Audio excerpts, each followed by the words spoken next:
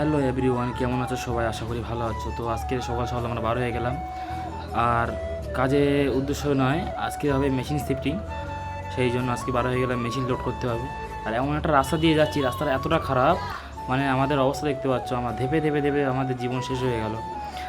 এই সকাল সকাল বার হয়ে গেলাম, সব কিছু মানে গুছিয়ে নিয়ে, দেখতে পাচ্ছ আমি কাকা বসে আছি। আর এটা হচ্ছে মেদিনীপুর হাই স্কুল, সবচেয়ে বড় স্কুল এটা। স্কুলের পাশ থেকে যাচ্ছিলাম, এই জন্য ছোটো করে একটু ভিডিও বানিয়ে নিলাম যাতে আপনারা একটু দেখতে পারি। আর এই যে স্কুলের নাম আছে, ওখানে পড়ে নিতে পারেন। এবার গাড়িতে নেমে গেছি, গাড়ি থেকে নেমে সব কিছু রেডি করছিলাম। আর আমাদের ঠিকাদার গাড়ি চালিয়ে এসছে অনেকক্ষণ ধরে। আর এটাই হচ্ছে আমাদের সেই মেশিন, যে মেশিনটা লোড হবে আজকের কন্টেনারে। আর আমি পেপার ছিল, পেপার ঢেকে দেওয়া ছিল, সেটা আমি সরালাম, সরিয়ে মেশিনটাকে আগলা করলাম। পেপারটা গুছিয়ে নিয়ে, মেশিনটা অনেকেই যায় না কেমন মেশিন। সামনে থেকে একটু দৃশ্য আপনাদেরকে দেখাচ্ছি, দেখতেই পাচ্ছ কেমন মেশিনটা। এটা ছোট মেশিন, 6 টন মেশিন যাকে বলা হয়। আর এটা হচ্ছে সেই কন্টেনার, যে কন্টেনারে আমাদের মেশিন লোড হবে। মেশিনটা ইটের ভেতরে করে নিয়ে যাওয়া হবে। ভেতরে মালপত্র সব ছড়াছড়ি আছে বলে সেই হিসেবে আমার একটা কাকা ওপরে উঠে এটা ভালোভাবে গুছাচ্ছে। আমাকে দিয়ে দিল একটা কোদাল, বলেছে একটা গাড্ডা আছে, ওটা বন্ধ করিয়ে। আমি চলে গেলাম, গিয়ে দেখি একটা গাড্ডা আছে, সত্যিই ওটা বন্ধ করে দিলাম। কিন্তু হ্যাঁ, একটা জিনিস কি, আমি নিজে নিজে ক্যামেরা ধরে নিজে নিজে সব কিছু করি, কেন আমার কোনো ক্যামেরাম্যান নেই, আমি অত সেলিব্রিটিও নয়। কাজ করতে করে কষ্ট হয়ে গেছে। একটা বরফ ব্যাপারে যাচ্ছিলো, তাকে বললাম কাকু একটু দাঁড়াও, একটা বরফ নেবো।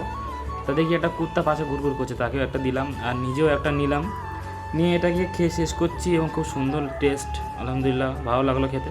খেয়ে দিয়ে শেষ করে গাড্ডাটা সম্পূর্ণ বন্ধ করলাম। বন্ধ করার পর আমাদের ঠিকাদার এসছে, দেখি এক বোতল মানে 1 লিটার 7 আপ নিয়ে আসছে, সেটাকে শেষ করেছে। আমাদের ঠিকাদারকে একটু তারিফ করলাম, খুব ভালো লাগলো ওনাকে।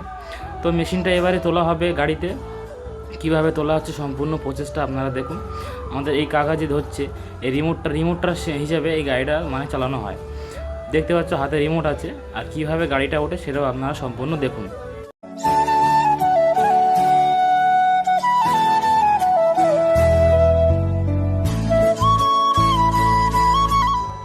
তো দেখতে পাচ্ছ ফাইনালি মেশিনটা আমার কন্টেনারের ভেতরে তুলে ফেললাম। একটা জিনিস কি, সব জিনিসই সব রকম একটা সিস্টেম থাকে। এইভাবে আমাদের মেশিনটা তোলার সিস্টেম খুবই ইজিভাবে ওঠে। এরা অনেক লোকই বলে যে কীভাবে তোলা হয়, কীভাবে কী করা হয়, কিন্তু আমাদের কাছে সব কিছু ইজি হয়। এবারে মেশিনটা তুলে আমি আমার ঠিকাদার একটু কথা বললাম যে ভাই কী হবে, কী করা যায়, এখন কাজ তো শেষ হয়ে গেছে। আমাদের ঠিকাদার বলছে এখন কী করবো, চল এখন যাওয়া যাক, মেশিন শিফটিং করব। এবারে চলে গেলাম, আমি আমার ঠিকাদার গাড়ি চালাচ্ছে, আমি একটু ক্যামেরা করলাম। তো আমাদের ঠিকাদার সব রকম গাড়ি চালায়, আলহামদুলিল্লাহ উনি এই কাজ ঢুকে অনেক কিছুই গাড়ি চালানো শিখেছে। তা গাড়িটা এখন ঘোরাচ্ছে, আমরা দেরি করবো না, গাড়ি ছেড়ে দেবো, কারণ আমাদের যেতে হবে 60 কিলোমিটার দূরে। আমাদের গাড়ি অলটোল ছেড়ে দিয়েছে, গাড়ি পিছনে পিছনে আমরা আছি। তো গাইজ বেশি কথা বলবো না, আমার ভিডিও যেখান থেকে দেখো অবশ্যই একটু সাপোর্ট করবে। আর এরকম ভিডিও পেতে গেলে একটু কমেন্ট বক্সে অবশ্যই কমেন্ট করবে। আর কে কোথা থেকে ভিডিও দেখো আমার সেটু জানাবে, একটু ভালো লাগে মনটা। তো আমার এই ভিডিওটা আজকে এই পর্যন্ত। যে যেখান থেকে দেখছো একটু সাপোর্ট করো, আমার একটু সাপোর্ট করো। কাজের পাশাপাশি অনেক কষ্ট করে ভিডিও বানাই, শেষ পর্যন্ত দেখে যাবেন।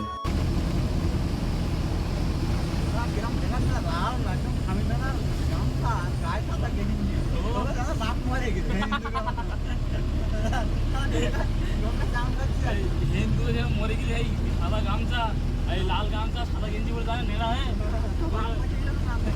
মাথা হালকা হালকা চুলে ধরে লাগবে। তো গাইস আজকে আমাদের ভিডিও এই পর্যন্ত। ভিডিও যদি ভালো লাগে অবশ্যই সবাই একটু সাপোর্ট করবেন, আর নেক্সট ভিডিওর জন্য কমেন্ট করবেন। ভালো দেখো, আর আমার কাকা একটু কিছু বলে দাও। আসবেন, ভিডিও অবশ্যই দেখবেন ভিডিও অবশ্যই দেখবেন আর লাইক